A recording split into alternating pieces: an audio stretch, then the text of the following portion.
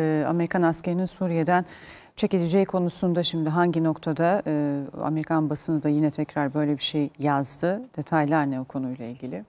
Zaten Trump ilk başkanlık döneminde 3 kez bu yönde emir vermişti ama hiçbir zaman Amerikan askerlerinin Suriye'den tamamen çekilmesi kararı, emri uygulanamamıştı. Şimdi ikinci başkanlık döneminde Trump'ın bunu yine hayata geçireceği beklentisi vardı. Ki geçtiğimiz günlerde İsrail basını yazdı, Reuters haber ajansı yazdı. Evet, çekilme olacak ama kısmi bir çekilme olacak ve de süreçte 2 ay içinde başlayacak. Hatta konuyla ilgili İsrail'e bilgilendirme yapıldı. Ve İsrail'in ise bunu engellemeye çalıştığı yönünde haberleri biz de izleyicilerimize aktarmıştık. Şimdi yeni haberler var. New York Times ve Washington Post gazetesinde. Amerikan medyası da diyor ki evet, bir çekilme olacak. Henüz Beyaz Saray'dan, Pentagon'dan resmi açıklama yok ama bu iki gazeteyi de konuşan üst düzey askeri yetkililer bu planı doğruluyorlar ve başka detaylar da verildi. Ne o detaylar? Dediğimiz gibi New York Times gazetesine göre şu anda Suriye'de sayıları 2000 olan Amerikan askerleri 1400'e indirilecek. Yani yine bir kısmi çekilme takvimi planlanıyor dediğimiz gibi. Ayrıca Amerika Birleşik Devletleri'nin Suriye'nin kuzeydoğusunda işlettiği, faaliyette bulundurduğu 8 küçük askeri operasyon üssünün de 3'ü kapatılacak. Yani askeri operasyon üssü de hem sayısı azaltılacak hem de konsolide edilecek. Yani daha dağınık haldeki Amerikan askerleri daha toplu noktalarda yoğunlaştırılacak ve bir kısmı da geri gönderilecek. 60 gün sonra, yani 2 aylık sürecin ardından yeniden değerlendirme yapılacak. Belki bu kısmi çekilme süreci bir adım ileriye taşınabilir. Yani askerlerin sayısı da daha da azaltılabilir deniliyor. Fakat bir alt limit belirlenmiş. O da en az 500 askeri hep Suriye'de tutmak.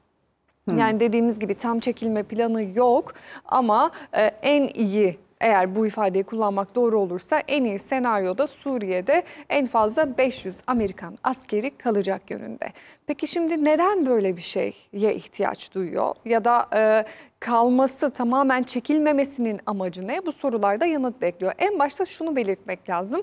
Zaten Trump yönetiminin dış politikası daha içe yönelik. Kendi sorunlarına, kendi vatandaşlarının belki de ihtiyaçlarına harcama yapmaya yönelik, ki buna izolasyonist dış politika diyoruz. Bu bağlamda böyle değerlendirebiliriz. Ve Trump daha önce hep şunu dedi. Bizim savaşımız değil Suriye'deki savaş. Onlar zaten bir sürü sorun var, kaos var. Bizim buna müdahil olmamıza gerek yok diyordu. Dolayısıyla Suriye'deki yeni süreçte Amerika'nın başat bir aktörlük rolü üstlenmeyeceğini belirtmişti. Ama kalmasının da bir sebebi var.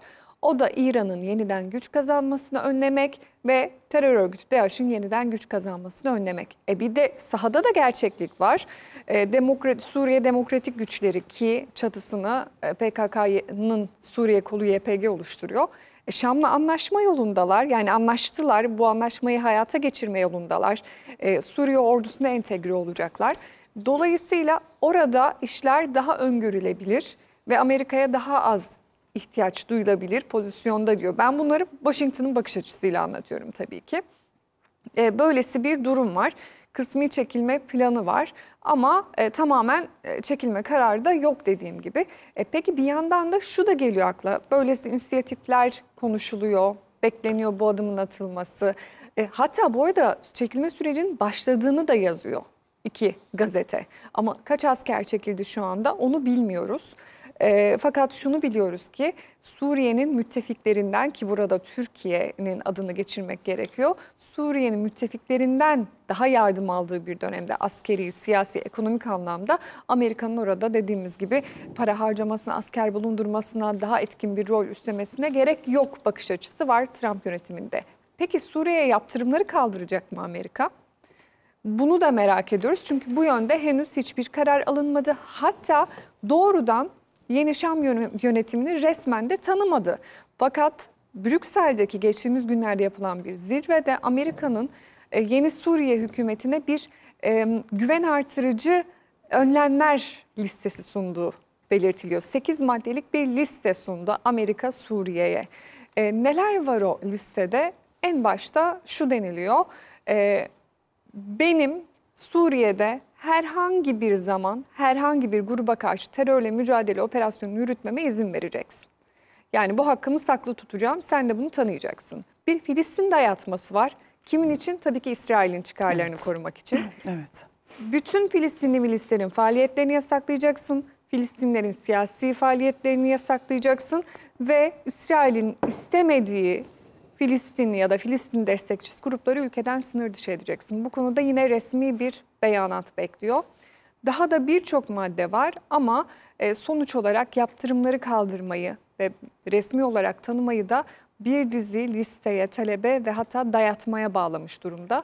Yine de önemli çünkü arka planda tabii bir de beklenen Trump'ın Türkiye ziyareti, Orta Doğu turuna eklenebilecek böyle bir ihtimal var.